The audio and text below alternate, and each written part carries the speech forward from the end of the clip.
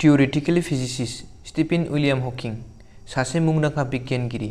I am here to address one of the most serious public health problems of the 21st century. बेखौ सोर मिथियै दं? गासैबो मिथिगौ। गावनि जागायजेननाय समनिफ्राय थैजासिम गावनि जिउनि गासै दुखु खस्थ'खौ सौसिना जिउआव जाफुंसारनो हानाय जोंनि बयनिबो थाखाय इन्सपिरेसन। 8 जानुवारि 1942 मायथाइयाव अक्सफर्ड इउनाइटेड किंडमाव जोनोम मोननाय स्टिफेन उइलियाम हकिंनि जिउआ जोंनि बायदि गोरलै नङामोन। 21 बोसोर बैसोआव बिनि देहायाव गिख्रंथाव ALS थामहिनबा एमियट्रपिक लेटरेल स्क्लेर'सिस बेराम जादोंमोन। बे बेरामखौ मिथिनायनि उनाव डक्टरफोरा स्टिफेनखौ बुंदोंमोन, स्टिफेनआ 1-2 बोसोरनि बांसिन थांनानै थानो हानाय नंलिया। नाथाय स्टिफेननि थांना थानो आसा आरो नाजानाया थांना थानायजों लोगोसे बिगियानाव गोबां बिहोमा होलांदोंमोन। बे बेरामनि जाउनाव स्टिफेन हकिंनि गासै अंगफोरा लासै-लासै खामानि मावनो हायै जालांदोंमोन आरो गावनि जिउनि बांसिन समखौनो हुइलचेयाराव बारहोनो गोनां जादोंमोन। थाबायनो आरो गावनि देहाखौ लोरसोर खालामनो हायाब्लाबो गोख्रों मेलेमजों theory of singularity, laws of black hole आरो कमिक इनफ्लेशन थिउरिखौ दिहुनलांदोंमोन। दिनै बे भिडिअनि गेजेरजों स्टिफेन हकिंआ गावनि ब्रिफ एन्सार टु द बिग कुइसन बिजाबाव लिरनानै गालांनाय इयुनाव जानो हाथाव 4 प्रेडिक्शननि सोमोन्दै मिथिना लागोन। खुलुमबाय, आंनि मुङा थमास ब्रह्म। फैदो बिदिब्ला जागायनोसै दिनैनि गोदान भिडिअखौ। स्टिफेन हकिंआ बुंदोंमोन, फैबाय थानाय समाव बिमा-बिफाया गावखौ आरो गावनि फिसाफोरखौ डिजाइन खालामनो हागोन। स्टिफेननि बिजाबाव बेखौ फोरमायदों दि जेनेटिक एडिटिं, जिनारि साजायनायनि आदबजों सुपारहिउमेननि गोदान जोलैखौ जोनोम होनो हागोन। थारमानि गोबां फैसा गोनां सुबुंफोरा गावनि जिनाव एडिटिं खालामना गोदान गुनखौ मोननो हागोन आरो गाज्रिखौ डिलीट खालामनो हानाय जागोन। बेबायदियाव साधारन लोरबां सुबुंफोरा लासैनो गोमालांगोन। क्रिस्पार-केस9आ जिन एडिटिंनि थाखाय ओरैबायदि मोनसे टेकनिक DNA-खौ जरायदेरनो आरो दानस'नो हानाय जागोन। बिनि जोहै HIV, केन्सार, एमोनिया बायदिखौ जिन एडिटिंनि जोहै होबथानो हानाय जागोन।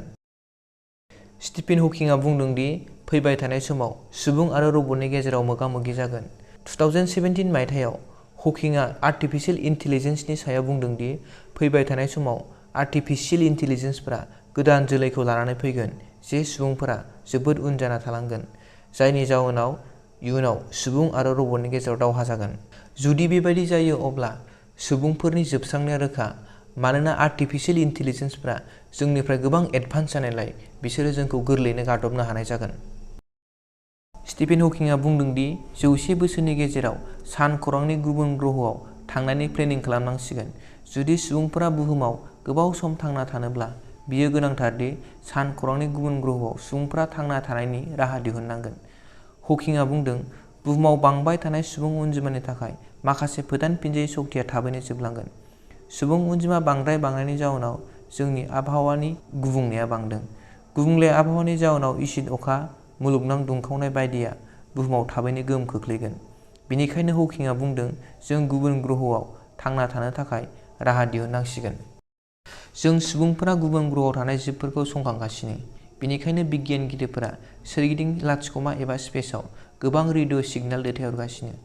बेसेबांबा गिदिर ब्रह्माण्डआव एबा अख्रांमायाव थानाय गोबां ग्रह गेलेक्सिफोरनि अनजिमाखौ नायनानै जों बुंनो हाया जे बुहुमावल' जिबफोर थांना थानो हायो।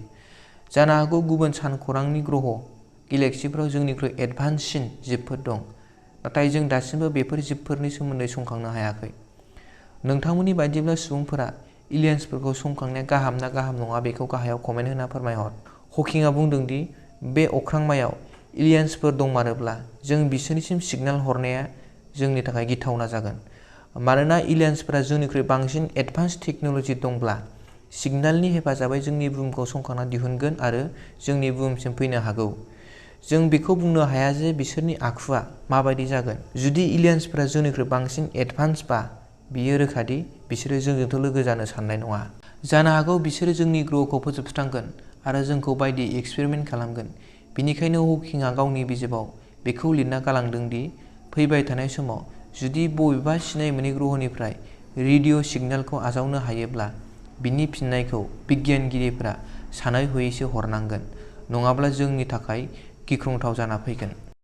बेबायदिनो स्टिफेन हकिंआ गावनि बिजाबाव इयुनाव जानो गोनां माखासे जाथायनि सोमोन्दै प्रेडिक्शन खालामना गालांदों। जुदि बिनि प्रेडिक्शनआ फिउचाराव जामारोब्ला जोंनि थाखाय गिख्रंथाव जाना फैगोन। बेनिखायनो जों सानै हयै खामानिखौ मावनांगोन। मानोना बुहुमखौ गोबाव सम फोथांना लाखिनांगौब्ला नों आं बयनिबो आखाइ दं। जों बिफां-लाइफां, जिब-जुनारफोरखौ जोथोन लानांगोन। सोरगिदिं दैमा-दैसा, हाखर, जाम्फै, लामा-सामा बायदि नाङि मुवा गारनायखौ बन्द खालामनांगोन। नाङा-फाङा दै बाहायनाय, बिफां दानफायनाय, गारि-मटर सालायनायखौ खमायनांगोन। नङाब्ला इयुनाव जोंनि समायना बुहुमखौ जों खोमाना लानांगोन। 14 मार्च 2018 नि फुंआ जोंनि थाखाय दुखुनांथाव फुंमोन। बे सानखालि जोंनि मुंदांखा बिगियानगिरि सार स्टिफेन उइलियाम हकिंखौ जों अरायसमनि थाखाय खोमाना लानो गोनां जाबाय। बिथाङा रुंसारि जालांबाय। बिथांनि बिगियाननि बेलायाव गोबां बिहोमा होलांनायखौ जों अरायसम बावनाय नङा। बिथांनि जिउखौ जों अरायसम गोसोखांबाय थागोन। दिनैनि थाखाय एसेनोसै। जुदि नोंथांमोना बे भिडिअखौ मोजां मोनदोंब्ला लाइक आरो शेयार खालामनो दाबाव। जुदि नोंथाङा बे चेनेलाव गोदानब्ला चेनेलखौ साबस्क्राइब खालामना आंखौ सापर्ट खालामगोन होनना आं आसा थाबाय। एसेनोसै, गोजोन्थों।